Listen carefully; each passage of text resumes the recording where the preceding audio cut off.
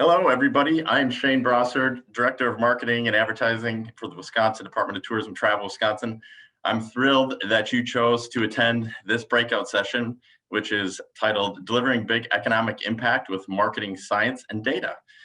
Joining me today are two of our data partners, Longwoods International and Arrivalist, who will be sharing some of the data that we use to develop our marketing strategies, as well as measure our returns on investment. I'd like to introduce Anna Blount, who is Longwood's first Director of Research Services, where she manages client relationships and provides project oversight. With over 15 years of experience in market research, Anna develops, implements, and supports quantitative and qualitative research projects, focusing on visitation, resident sentiment, ROI, and image studies, as well as geolocation data. She is currently a Travel and Tourism Research Association International Board member. Before joining Longwoods, she has an impressive resume. She was the Director of Marketing Research for MMGY Global, a leading integrated travel and hospitality marketing agency. While there, she led the agency's signature portrait of American traveler syndicated research projects for 6 years. And before that, she worked for 7 years in the market research department of Publix Supermarkets, a Fortune 100 company. Anna earned her bachelor's degree at the University of South Florida in Tampa, Florida, and completed master's degrees at University College of London and the University of Westminster. And then from Arrivalist, we have Timney Axtell, VP of Insights, and she is 100% a thought leader in the application of digital technologies for sustainability. With an international career spanning 2 decades, she has stints that include roles at Sony and Napster and research with United Nations World Tourism Organization.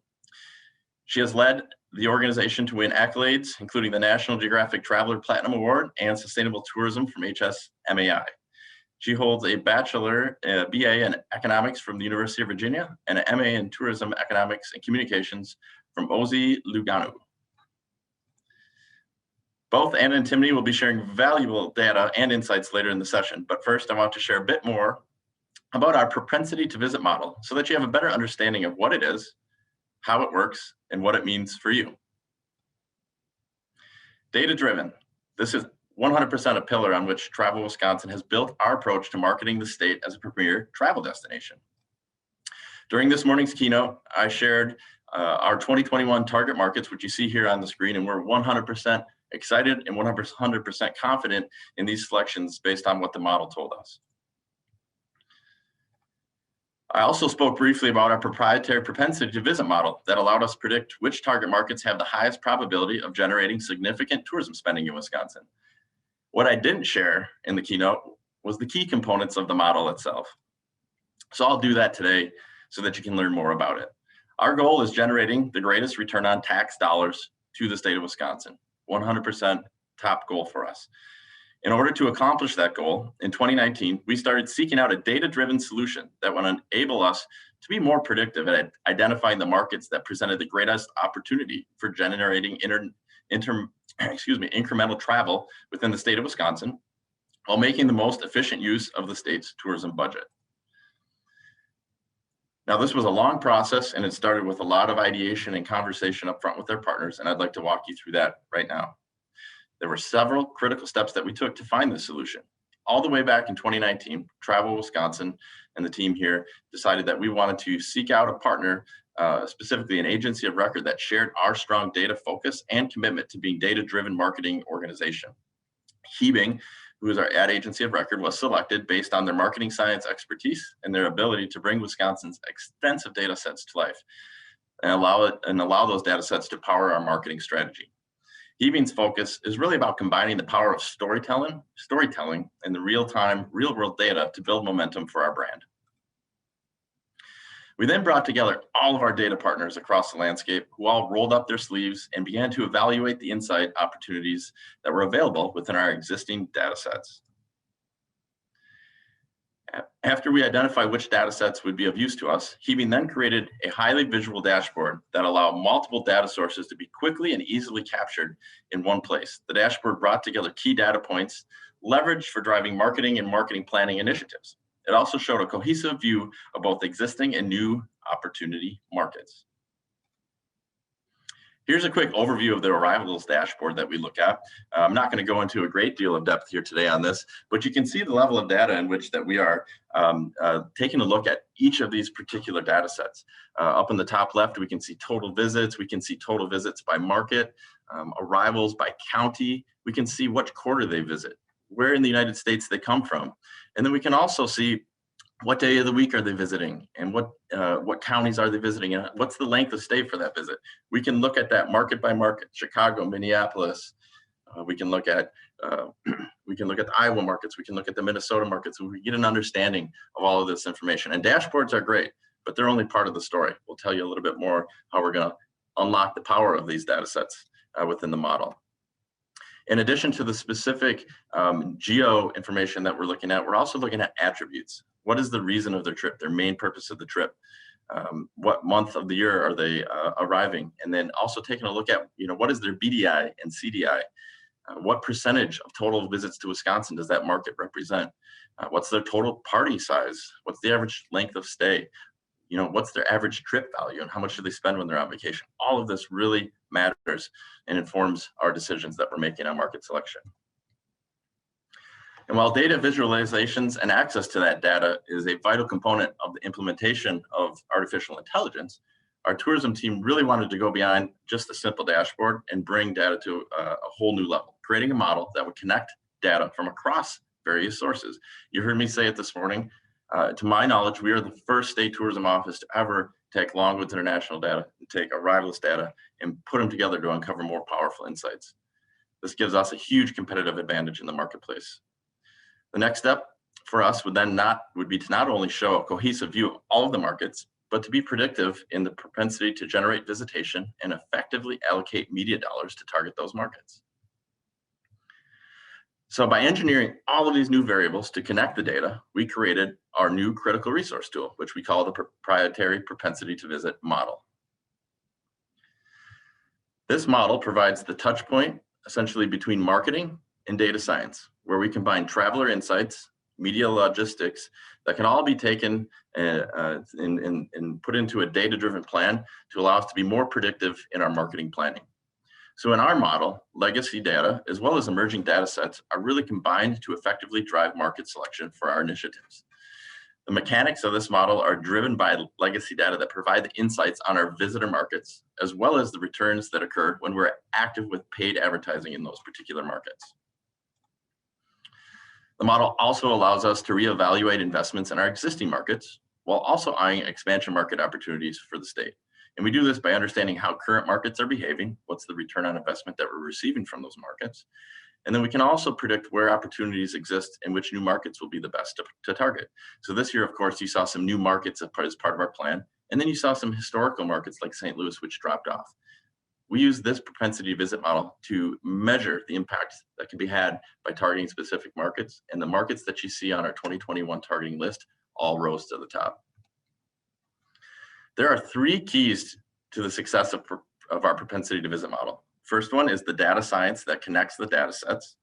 The second key is the data that powers the model. And then three, the next key is the interpretation and insights provided by the people leveraging the tool, both inside here at the Department of Tourism and then our marketing partners outside of our organization.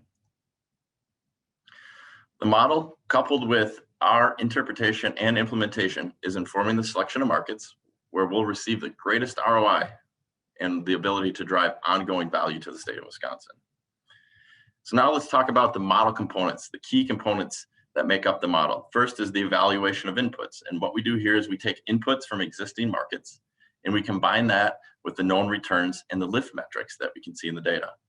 And then we evaluate all of that for the greatest return for our advertising spend. In addition to that, we also identify key value metrics.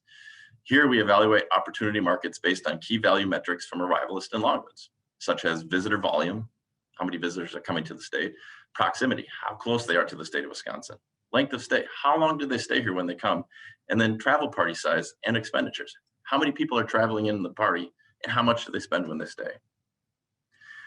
Of course, all models need to take into consideration outside considerations. So other outside considerations that we took into our consideration set were additional data such as brand market penetration, as well as the cost to actually purchase media and the available impressions within each market for the targets that we're trying to reach. Last but not least, you always have to have a question that you're trying to seek an answer to. And what we wanted to do is find answers to key questions and then pull the most valuable data points from multiple dashboards and methodologies to help out team and make smart data informed decisions. So here's the thing. In Wisconsin, we're not the most well-funded state tourism department in our competitive set. Our neighbors to our east, our south, our west all have more money to spend than we do. But we can be the most strategic with the dollars that we do have.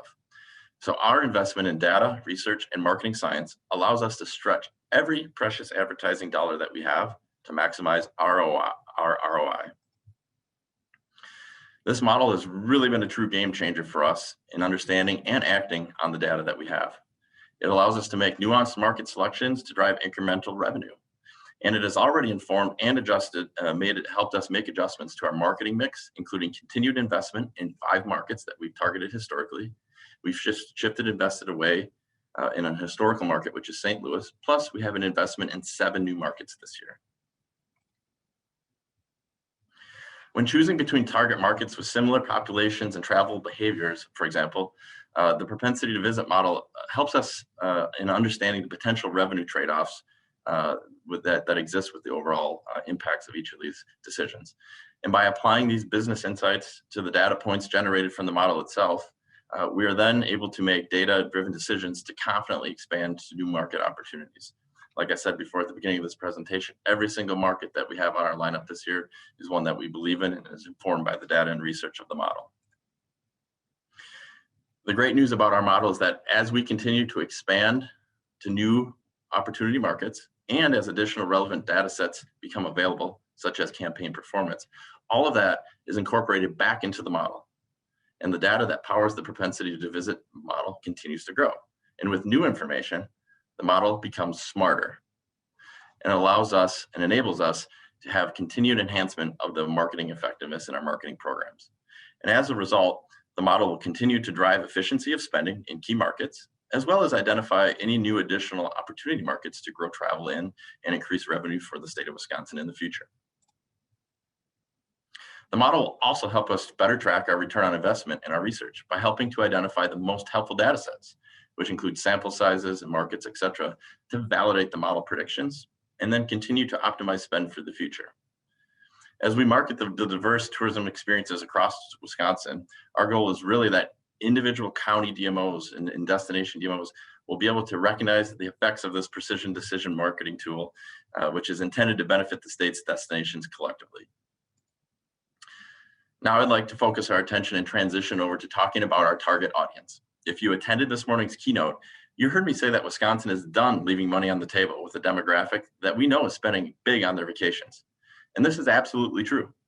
And the data is very clear. Wisconsin under indexes against the national average when it comes to younger travelers. And we're leaving money on the table because of it. Here's how. Our historical audience is taking shorter trips. And when I say historical audience, it's the audience that we've targeted, in the past. This has been an older demographic. I would say that it is skewed, 40 and above. And this audience is taking shorter trips. What you're looking at here is data that came out of the Longwoods data set of overnight trips dating all the way back to 2014, all the way through 2019. And what you'll see here is that for one night trips across the United States, the US norm is 22%. But in Wisconsin, we over-index. We come in at 26%. And the same is true for 2-night stays.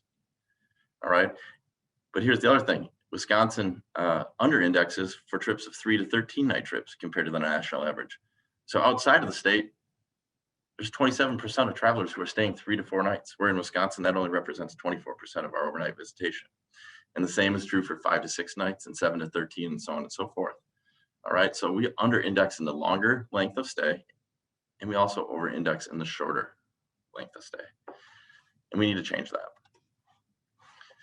The 25 to 34 and 35 to 44 audiences are a huge growth opportunity for the state of Wisconsin. All right, what you're looking at here is total nights broken out by age demographic. And length of stay has a significant impact on tourism spending. It's really basic math. the longer a traveler stays, the more money they spend. And Wisconsin is not getting our share of 3 to 4 night and 5 to 6 night trips with the 25 to 34 and the 35 to 44 audiences. In addition, Wisconsin is over-indexing for 1 to 2 night stays and trips with older audiences. We also know that the 25 to 34 and the 35 to 44 age demographic travel in larger groups. It's more basic math, people. The more travelers, or the more people in the travel party, the more people in the travel party, the more money the travel party spends. So you'll see here the age demographic of 25 to 34 for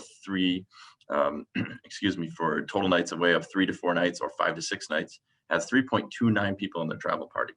The age demographic of 35 to 44 has 3.44 people in their travel party. So again, the more people in the travel party, the more money that is spent. And speaking of trip spending, the 25 to 34 and 35 to 44 demographics have high average trip spends. The 25 to 34 demo spends an average of $856.92 for 3 to 6 night trips. And the 35 to 44 demo spends an average of $1,020.57 for 3 to 6 night trips. Now, I know what you're going to say. When I share this slide, I always get this question, and it is, Shane, how come you're not targeting the 45 to 54 or older? And that answer is pretty simple.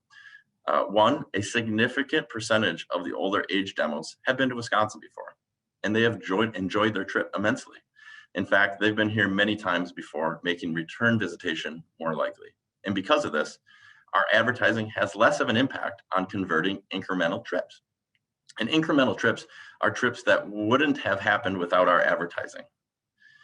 The simple way to say this is older adults are more likely to visit Wisconsin without the influence of our advertising. But this isn't the case for the younger demographic. Our advertising has a greater influence on converting incremental trips with the younger age demographic. And without our advertising, they're much less likely to visit Wisconsin.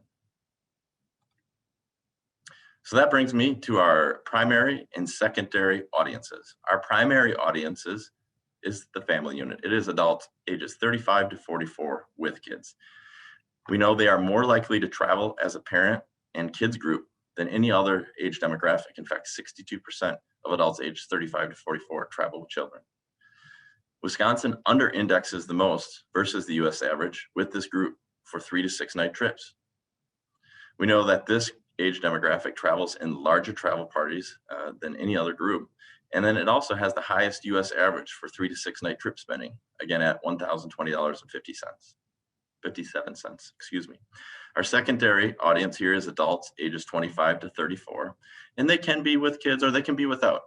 All right, they are as likely to travel with or without kids. It's about a 49 to 51 split there. But again, Wisconsin under indexes with this group for 3 to 4 night trips.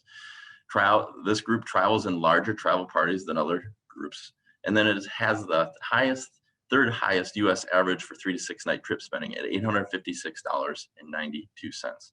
So we are going to put the focus in a big way at reaching these demographics, which means that all of our media buys and our media tactics are going to be selected based on reaching this audience and making sure we're putting the right messaging in front of them so that we can convert that incremental visitation to the state of Wisconsin and generate more economic impact for you and your destinations. So that brings me to the end of my part of this presentation. If you have any questions at all about our proprietary propensity to visit model, our audience, target audience selections, feel free to reach out to me. My email address is sbrossard@travelwisconsin.com. All right, now I'm really excited to turn the mic over to Anna Blount from Longwoods International, who's going to share all sorts of fantastic information that comes out of our research that we do with Longwoods. Anna, take it away. Thank you so much for having me here. I'm very excited to be a part of the team and to be able to discuss a little bit more of the feeder data that went into this amazing propensity model. I am about to share my screen now. Great. All right, so 2 different feeds went into the model that Shane just did such a fantastic job of explaining. One of them, again, is the ROI studies, but another very important one, which he very well cited some great information from, is Travel USA. Travel USA is the longest running American domestic travel study in the United States. We study both overnight and day visitations separately. In 2019 alone, we had almost 275,000 trips in our database and spoke to over 100,000 active travelers. So what's an active traveler? We collect our data quarterly. And so let's say for Q1 in the beginning of April, we reach out and we ask respondents, hey, did you take any overnight or day trips in January through March of this year? If they said yes, they are an active traveler. And if they did not, they do not get to take the survey because we want them to be recent trips so the information about them is very fresh. Again, when we're talking about this, we go to a representative sample of Americans by race, ethnicity, gender, economic, your income, as well as your location in the United States. And the chips fall where they may. These people went where they went. And that's why we say that our database is representative of all American domestic trips that are taken. In 2019, which is the data that I'm going to talk about today, remember that Shane was using a composite due to the propensity model of 2014 to 2019 data. There are almost 5,500 trips to Wisconsin. So it's a really great base for us to make really sound decisions on and to be able to give you the insights that have validity and really represent the trips that are going on. We are currently working on the 2020 report. We will have that for y'all later on this year. But again, the rule here is that the greatest predictor for future visitation is past visitation. So looking at our last normal year minus the pandemic is really going to have some useful insights for you all. And I hope that you enjoy it. Okay. The first thing we're going to talk about is visitation. And again, remember, this is domestic. Travel USA is only asking Americans where they went domestically. So in 2019, we estimated that there were almost 113 million trips to Wisconsin. 62% of those were day trips and 38% were overnight.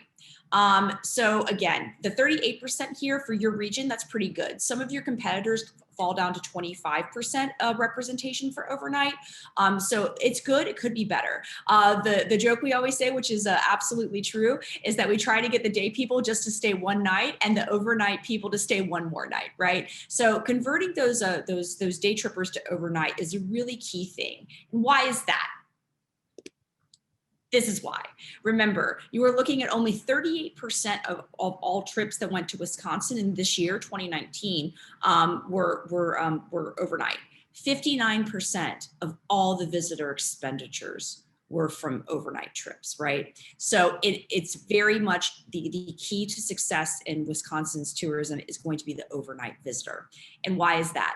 That's because for the overnight visitor one, 43% of all that revenue was lodging. And that's going to be around $3 billion of the $7 billion that we think was spent, that we estimate was spent for overnight visitors.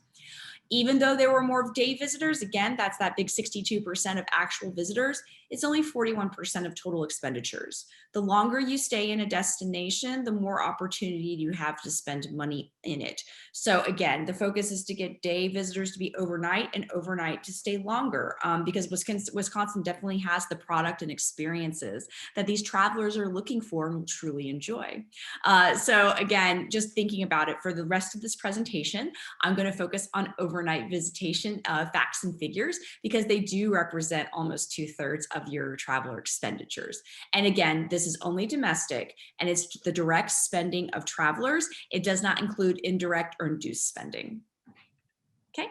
So the first thing I wanted to talk to you all about is your source, is your feeder markets. Where are these travelers coming from? And you're going to see that almost half are coming from your own state.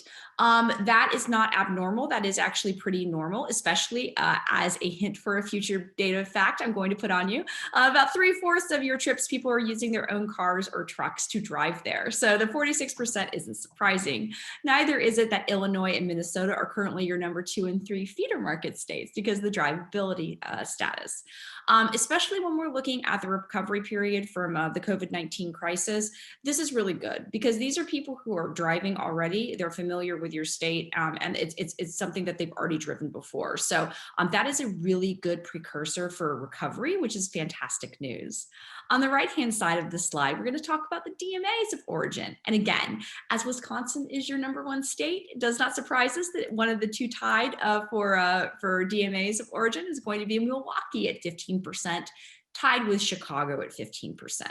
But then you're going to see two more ones from Wisconsin, the Green Bay Appleton DMA, as well as the Madison DMA. So this is, again, there's some regional strength here. The propensity model did such a fantastic job of locating other ones that are more close by driving, and to focus on that and to get that incremental trips that we think will be truly successful for y'all in 2021 and moving forward. But it just goes to show you the strength of the drive market. And again, this is 2019 numbers only. This is only going to become more strong when we see the data from 2020 and moving into 2021. So we think that this trend is going to continue, and that Wisconsin is very well positioned for recovery here. Okay, so it's about to be a little more nuanced, just like we talked about with Shane. And we're going to talk about age. And again, he was covering for a couple of years because the propensity model is able to do that. But I just wanted to focus on 2019. The top bar you're going to see here is for Wisconsin, the age brackets for your travelers. And you're going to see here that ages between 25 and 44, they represent a third of your visitation. For 2019 alone, that's 5 points below the US average. That means that, again, you are losing share here with these travelers, and that it is a great opportunity for y'all to do it. Why do I say it's a great opportunity? Let's look at the chart below the graph. The bottom line here is children and households.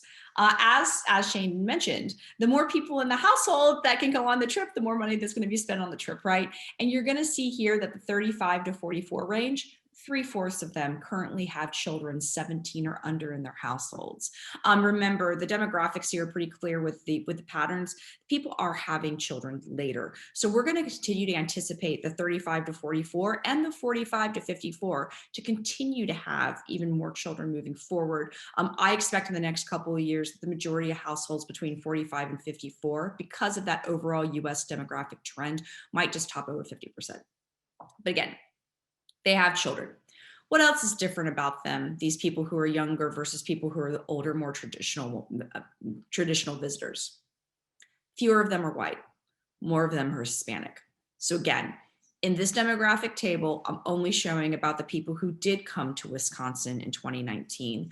You're going to see there is a 20-point difference between the 18 to 24 age bracket to the 65 plus and the percentage who are not white. 22% in the youngest age demographic we track, compared to 2% of those who are 65 plus. It's 12% among the 25 to 34, and it's 8% of the 35 to 44. If we look at the US norm, and again, if we were getting more of these age brackets between 25 and 44 visitors, 23% of overall US travelers in the 25 to 34 age bracket are going to be not of white background. Same for the ones that are 35 to 44. So it's a much more diverse demographic than one has traditionally been seen in tourism. For being Hispanic, again, you're looking at between 10%, that 10% identify as Hispanic who are in the 18 to 24 range, compared to only 1% who are 65 plus. It's 9% for the 25 to 34 age bracket. That's going to be 18% for all US travelers, by the way, in that age bracket. 35 to 44, it's 5% of Wisconsin visitors. That's going to go up to 12%. So younger travelers are definitely going to be more likely to have children, but they're also going to be more diverse. And they want to see people who are more like them to be able to do that. So the reason I brought up this slide here was just to make the point that even though they're younger, we have different demographic groups that are in these younger travelers, and we need to appeal to them to get them to come to Wisconsin. Okay, so There's a win and a loss, as Shane alluded to this very well earlier. So the win is for these younger age brackets, especially focusing on the 25 to 44-year-old, that their average travel party size is larger. So you're going to see that for both of these key age brackets, it's 3.3 in 2019 compared to the overall average of 2.8. That's because it's being dragged down by the older demographics that have less people in their travel party. So yeah, there are less people in the travel party, but they're not staying as long. What do I mean by that? So on average, for the last 2 years, in fact, for 2018 and 2019, if people stayed at least one night in the state of Wisconsin on a trip, they stayed an average of 2.9. That's going to be, if you can see here, we started 18 to 24, their average trip length is 2.5 nights. And it goes up to, well, until we hit 65 plus, where it's 3.6. To Shane's point, the people in the age brackets of 25 to 34 and 35 to 44, they are staying more nights, but just in other destinations. As we get more people in these key demographics, they're going to stay longer. So again, when we're looking at people who are older, the messaging has been going on for many, many years to these older demographics. They've been able to come to Wisconsin. They know what Wisconsin has. They know what they like and they don't like. They're aware of their options. People who are yet fresher to the advertising and maybe they've only been once or twice, they're not as aware of all the things Wisconsin has to offer. For us to be able to get that over, to get people to stay longer, we need to make them aware of the depth and the breadth of the offering in your state. So, as I said, the key here is that, remember, almost half of the people who stayed overnight in Wisconsin in 2019, they're from Wisconsin. So you do have very high repeat visitation. You're going to see here that in 2019, we asked everyone who stayed overnight in Wisconsin, hey, in the past 12 months, have you been to Wisconsin before? And you're going to say, yeah, 72% have. And you're going to see here that we're all in the 70s, other than for the 18 to 24%, which is going to be 65% were there. But still, there's more trajectory towards people repeat visitation for older visitors. The key difference is going to be trip satisfaction. So we asked, hey, on your overnight trip to Wisconsin, how satisfied were you with the overall trip experience, right? How satisfied were you with that? 77%, 5 out of 5. You had to be 5 out of 5 on this. I am very satisfied. I'm very satisfied with my trip. Notice a trajectory here. You're looking at a 14-point difference between the 18 to 24 and the 65 plus. So it's 69% for that younger demographic. When we go to the demographics that are being targeted, the 25 to 34, it goes to 73%, 35 to 44 is 71%. So what's going on here? What's going on here is, again, the people who are older and have had more opportunity to experience both the advertising that Wisconsin does such a great job of reaching out to them, and the actual visitation to realize that the product really matches the messaging that got them to go to that state, those incremental trips. They have much more experience. The 25 to 44, and again, later as they grow up a little bit, the 18 to 24, they don't. They need to know what they can do in Wisconsin. They're not as aware, and we need to make them aware of these things. And so if we just kind of look here, these are the top 10 activities of everybody who came to Wisconsin in 2019. Before I talk about what we have on here, I will tell you, very standard, 21% of people who came to visit Wisconsin didn't do anything. We have over 50 activities on our list, and 21% were just like, nah, I didn't do anything.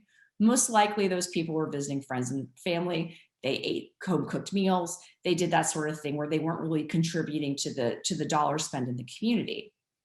Interesting fact here, even just looking at people who are from Wisconsin, you know who is far more less likely to do nothing? People 25 to 34 and those 35 to 44. Only 16% of people from both those age groups reported doing nothing.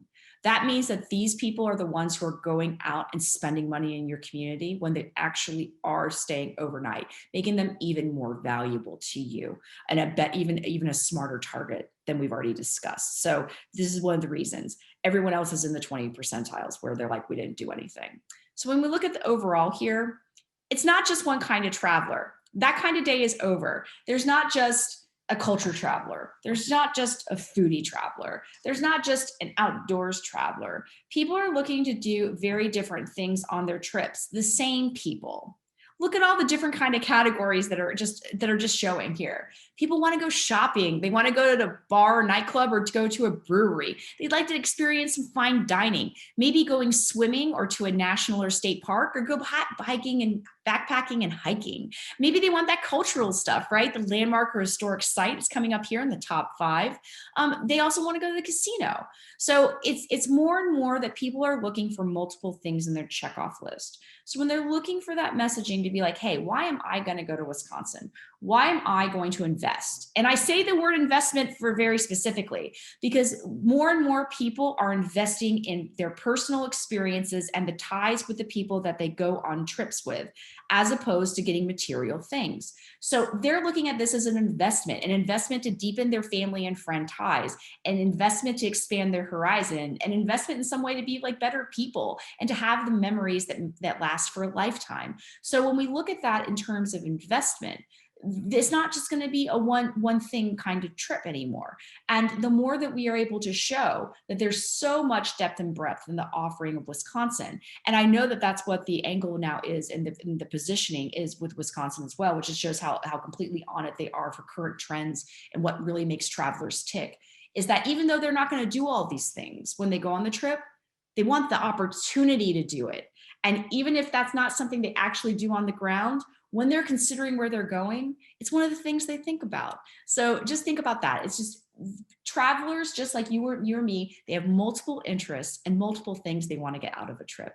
So the more that we can give them those multiple things, the more successful we're going to be. Okay.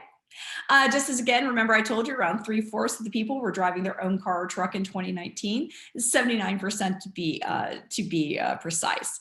The US norm, which is all American domestic trips, is only 61% here. So even before the pandemic happened, you were 18 points above the US average. So in a case of this, you're already a drive destination. That is a really good sign for success for the future. The last thing I'm going to talk to you about is a couple of 2020 national trends that we've been seeing, just to give you an idea of what's on the horizon before I hand it off to Timney. So again, we know that US domestic and international trips and the expenditures from those trips definitely fell. We're still doing our very vigorous data analysis of our over 275,000 trips in our database for 2020, and we'll have that more information next quarter. I can tell you right now, we know it dropped. How do we know it dropped? Remember that magical around 275,000 trips I told you? I still need that amount of trips in order to have reliable results for Wisconsin and our other clients. So because of that, we had to hit 275,000 or so trips. And that meant we had to ask a lot more people to take the survey, right? So again, in 2019, 71% of all the Americans that were selected to take the survey qualified as active travelers. This fell to 53% in 2020. I can also tell you that the Q2 figure dropped 30 points alone. So Q2 was the most affected by this response rate. So we do have the same number of trips, so we will have reliable results in 2020. But yes, these numbers are going to be very much down, and we all have to be prepared for that. But when we look at the share, when we make it percentages and we normalize it, we see who gained or lost share. What gained share in the primary purpose of the trip? Outdoors. So the outdoors looks like it's going to be up a full 4 or 5 points. In a survey that this is big, that kind of swing is pretty drastic. So that's really something to note. Road trips, it's going to go further up. We're anticipating that for the national average, remember before it was around 61%, we're thinking it's going to be more like Wisconsin is, which is about 75%. Very much more reliance on road travel. In-state and neighboring state visitation over long haul. Many more of people who are in-state or neighbor states. And again, you're already well positioned for that market, so that's going to be more success as travelers adjusted their trips. You're gonna find that you had less of a drop because of that. I'm really confident in saying that. And the last one here, resort hotels lost share. So everyone lost share, but resort hotels lost share. And who gained that share? Hotels in more urban settings, as well as short-term rental websites like Airbnb. Thank you so much for spending the time with me today on this. I am more than delighted to hand this off to Timney, who is going to discuss arrivalist findings for you as well that went towards this propensity model.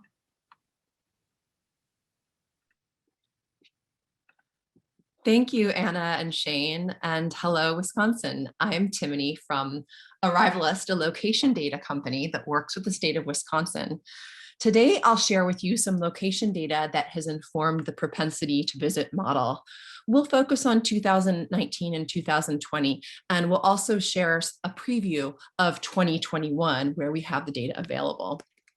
As we go through, we'll talk a lot about road trips today, and I want you to think and guess if you'd like as to which zip code is the #1 zip code for overnights since the pandemic hit in terms of overnight road trips. And I'll reveal that to you at the very end. Perhaps we even have someone here at the conference from that zip code. So a little bit about Arrivalist, since our methodology is distinct from an organization like Longwoods. We're a location data company. We are working from a panel of 120 smartphone devices, also just focused on domestic here. So we look for those smartphones to move and to make trips. We overlay something called a custom trip model that defines trips based on things like minimum distance traveled, minimum time in the state. We require someone to actually go back home before we count their trip. We remove relocators and commuters, and we allow our clients to parse out those who are just passing through versus those who are visiting that destination as their primary destination. We were built for the tourism industry. We've served 42 states in the last 10 years. And just some fun facts. We also work with Door County as well as the Green Bay Packers. So spreading out into different parts of the tourism industry. And since we began on this A3 engagement, we've actually measured over 8 million real trips, which we then calibrate on a monthly basis for the highest possible accuracy. When we work with Wisconsin, we're working to answer basically these fundamental questions. So where are my visitors coming from? How long are they staying? Where are they going basically once they cross the threshold into the state or when they meet that minimum time and distance for in-state trips? When are they arriving in terms of seasonality? What method of travel, fly or drive, are they utilizing? And then some of the clues, we're not actually asking them why they visited, but sometimes we have clues based on media exposures and special events and holidays as to why they may have visited.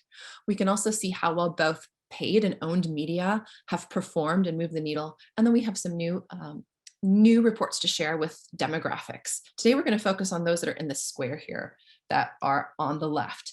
We're going to look at some macro trends, important indicators, the act of arriving, as well as something really remarkable that's happening in the state of Wisconsin in terms of natural attractions. So these are year over year overnight trips for the state of Wisconsin, both in-state and out-of-state blended. What we're seeing on a national basis, as well as for Wisconsin, is that the travel radius has shrunk in 2020. And a lot of that's due to flights dropping off. It's dropped off about 50 miles year over year. But what's encouraging is that we're seeing a longer length of stay, going from 2.2 nights on average to 2.4 for those overnight visitors.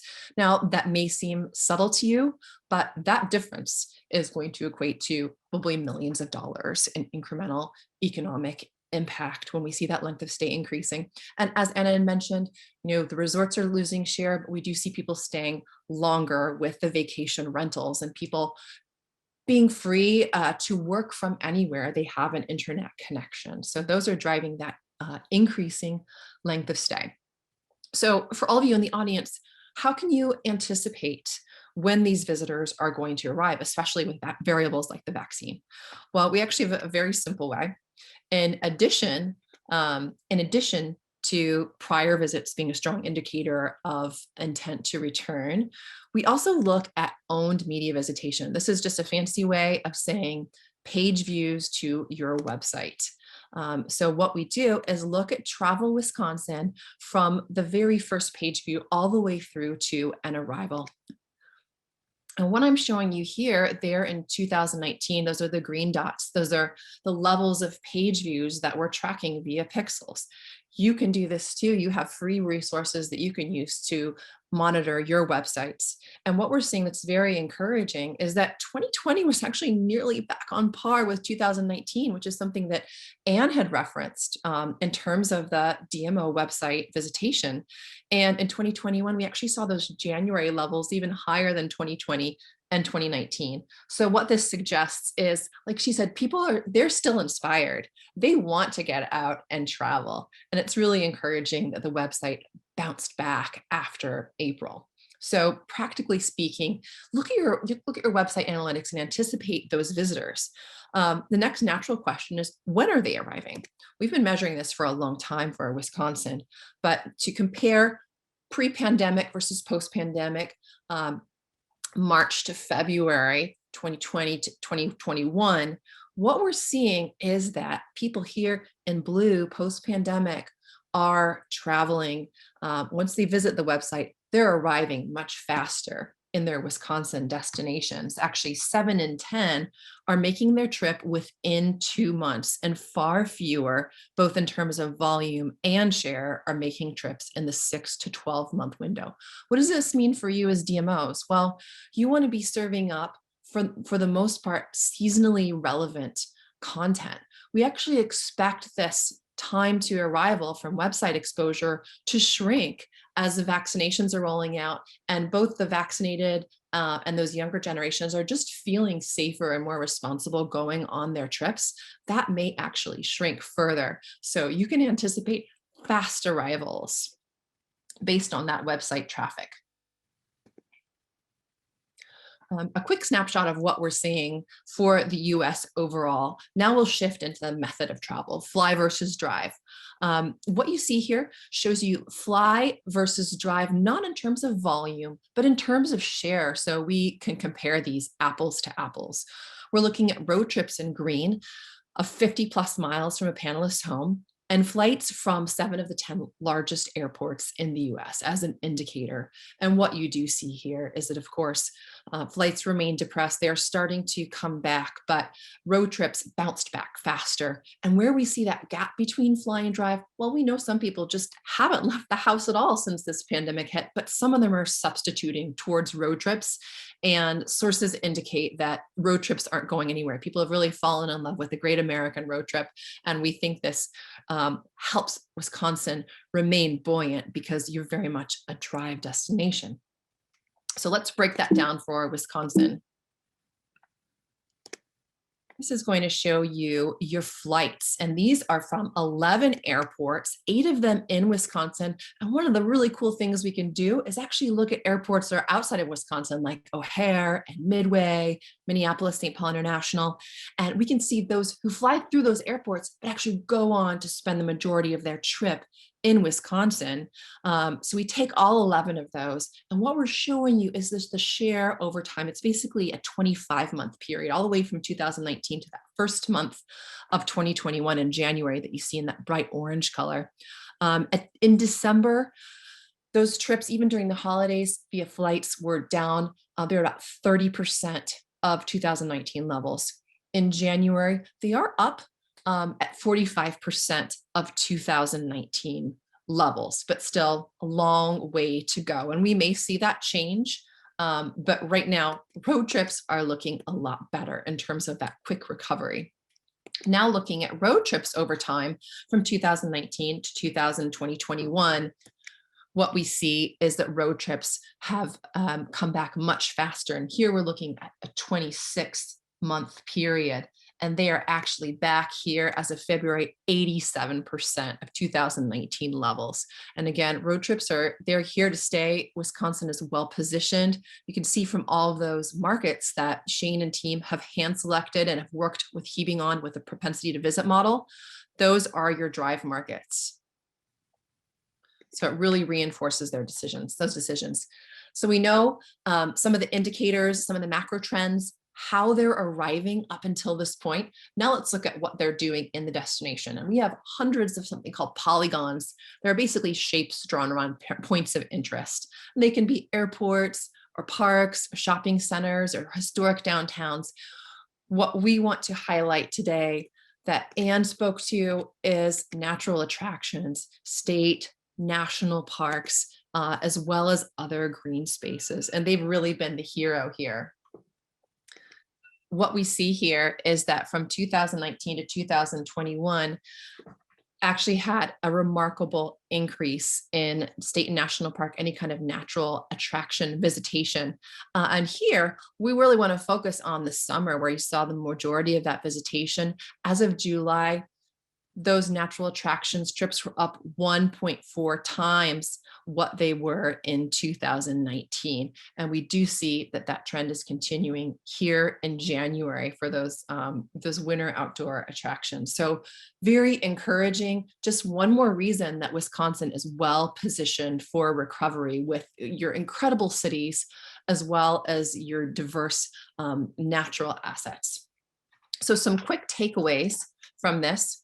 One, pay attention to your website traffic. You could have Google Analytics for free or another analytics provider, but use that to not only to see what content to put up there, but really to anticipate those visitors and think about putting that seasonally content relevant forward, not content that's so far in the future seasonally, because you're going to be seeing some of those immediate to 2 to 6 month arrivals. Think about the distinct needs of drivers. They have something called options value. It's much easier for them to stop or change their itinerary or explore just a little bit more. So like what Anna was said about influencing things in the margin, just getting them to do a little bit more, that bump from the 2.2 to 2.4 nights, that's a big win. And you can increase length of stay of those drivers. Thinking about adjusting the target markets more towards drive, not to isolate and leave alone those fly markets. They will come back. But for now, the immediate wins, the low hanging fruit is with those drive markets. And then really simple takeaway with the state parks, we're seeing cross visitation between state parks. Use some of this information from the state to help inform your visitor centers, as well as the park entry gates and those rangers, so they can give better informative directions on what to visit within the state. So that's all from me. The #1 origin market for overnight trips was Green Bay Appleton for road trips to Wisconsin post-pandemic. Zip code 541150. Hope you're representing everyone. Give them a pat on the back. And there were some close runner-ups in Madison as well as Wisconsin, but great to see those overnight trips coming from within the state. If you have any questions, I'm Timony, and I would be happy to take those during the Q&A. Thank you. Thank you, Timony and Anna, for the information that you shared today. It was so valuable and important. I can't thank you enough for being a part of today's panel. And thank you to all of the breakout attendees for tuning in today. I encourage you to make data-informed decisions within your marketing programming. And of course, I wish you nothing but the best in 2021 and beyond. Thank you all. Have a good day.